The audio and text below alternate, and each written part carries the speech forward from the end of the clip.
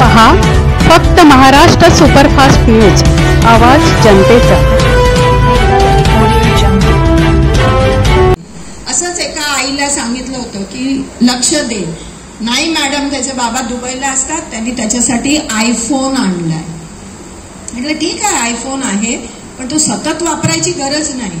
आणि तुम्हाला सांगते ह्या मुलांनी आयफोनचा कसा गैरफायदा घेतला। त्यांनी त्याच्यातून मित्रांना कॉल केले, एकत्र कमिटी केली त्यांनी एक, आणि श्रीमंत लोकांच्या घरी जाऊन चोऱ्या करायला सुरुवात केली। आणि विशेष नंतर सांगते की तेव्हा मी अशीच काहीतरी कामासाठी अलियावर जंगमध्ये गेले होते, नॅशनल इन्स्टिट्यूट आहे, आणि तिथे ह्या मुलाला पोलिसांनी आणलं होतं। मी म्हटलं हा तर सायफराज आहे, म्हटलं हो, पण तो तुम्हाला बघायला तयार नाही, कारण मी ही सगळी वॉर्निंग त्याच्या आईला दिलेली होती। तेव्हा त्या मुलांनी कुठच्या तरी मित्राच्याच घरी जाऊन एका आईच्या आत्महत्या केली।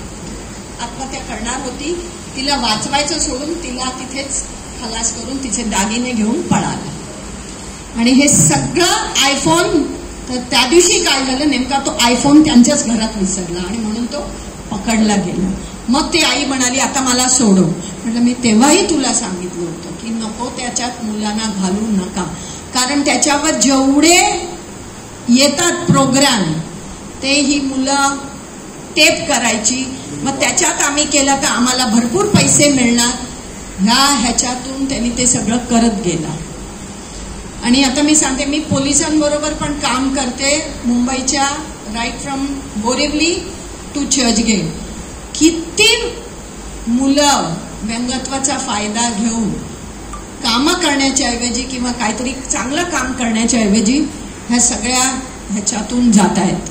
तर म्हणून मी पालकांना सांगते, आपली मुलं व्यंगत्व असो किंवा चांगली असो ऐकणारी, सगळ्यांवर लक्ष देणं हे फार महत्वाचं आहे। कितीही कामात असो मुलांबरोबर 10 मिनिटं घालवा, त्यांच्याबरोबर बोला, त्यांना समजवा, त्यांना काहीतरी गोष्टी सांगा आणि चांगलं काम करा। आणि जर शाळेत मुलाला पहिलं टाका, मुलांचं शिक्षण होऊन दे, शिक्षणाबरोबर त्यांना व्यवसाय प्रशिक्षण पण दिलं जातं, तर त्याच्यात घेऊन मुलांना आपल्या पायावर उभं करा। आता आमच्याकडे ती मुलं ग्रॅज्युएट होऊन नोकरी करतायत। आता ह्याच्या गेल्या 6 वर्षात कोविड नंतर आलेली मुलं सगळी क्रॉस डिसेबिलिटी आहे, म्हणजे ते नुसते कर्णबधीर किंवा अंध नाही आहेत, तर त्यांना मतिमंद आहे, मुलं काही स्पॅस्टिक आहे, कर्णबधीर आहे, 3 व्यंगत्व एका मुलांमध्ये आहे, मग बहुविकलांग। तर अशा मुलांना सुद्धा आम्ही ट्रेनिंग देऊन आता त्यांना रिटेल आणि हॉस्पिटॅलिटी की साफसफाई कसं करेल, स्वतःला तुम्ही कसं ठेवणार हे देऊन त्यांना आता सिला फाउंडेशन म्हणून एक आहे, तिथे आम्ही त्यांना जॉब देतो, किंवा ताजमध्ये लेमन ट्री, ऑरिका, सगळ्या हॉस्पिटलमधून ह्या हॉटेल्समधून आता आम्ही जाऊन बोलतो आणि मग त्यांना तिथे लावतो। आता लेटेस्ट आम्ही घेतलंय ते म्हणजे मिती कॅफे। जर एअरपोर्टला गेलात, आता सगळीकडे आम्ही स्टॉल्स काढले आहेत हे मिती कॅफेचे, तिथे ट्रेनिंग देऊन ही मुलं जास्त करून मतिमंद, स्पॅस्टिक आणि कर्णबधीर, फिजिकली चॅलेंज जी मुलं व्हीलचेअरवर असतात त्यांना पण आम्ही तिथे लावतो।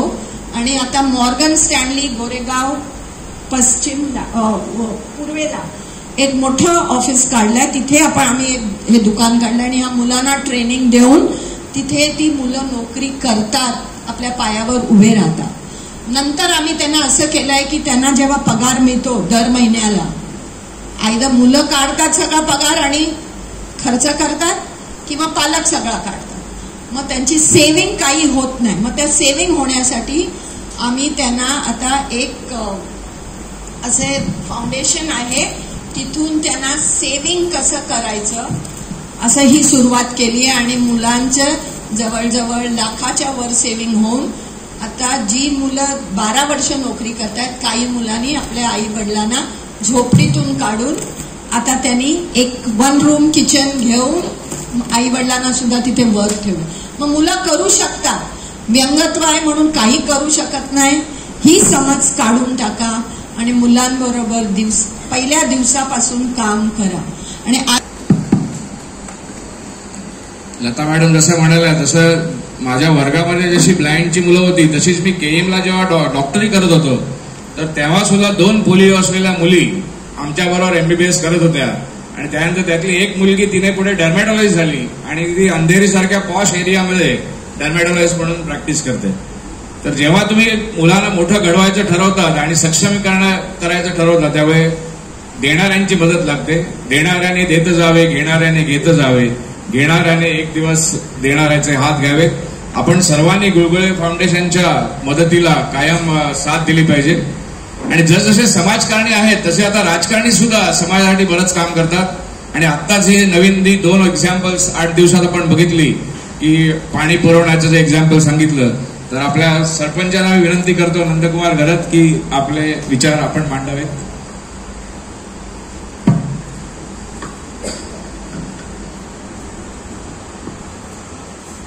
नमस्कार. आजच्या हे मान्यवर आपले लताताई, डॉक्टर महेश आणि सर आपले ताई, आमचे तेंडुलकर काका आणि वसंतदादा पाटील म्हणजे एक नाव आहे या एरियातले. शेतकरी, मोठे शेतकरी, व्यापारी, चांगले उद्योजक. पण त्यांना माहिती आहे सक्षम मुलगा एखादा जन्माला येतो त्याच्यासाठी करायला वेळ नाही आई बाबांना, कारण त्याच्यासाठी थांबलं तर त्यांची उपजीविका थांबते. त्यांनी काय करावं त्यांच्या पुढे मोठा प्रश्न असतो. आमच्यासारखे बोलतात दिव्यांग आहे तुम्ही आश्रमाला देऊन टाका, सोपं आहे बोलायला. पण दिल्यानंतर त्यांच्या मनात काय, त्यांना मनावर काय होणार, परिणाम काय होतात. आम्ही बऱ्याच जणांना बोलले सर दादा तर माझ्या जोडीला जे साहेब आहेत माझे मोठे भाऊ आहेत ते आम्ही ताई वगैरे आम्ही सारखेच असतात. काय मनावर त्यांच्या होत असेल मनात असे प्रश्न आहेत आपल्यासाठी.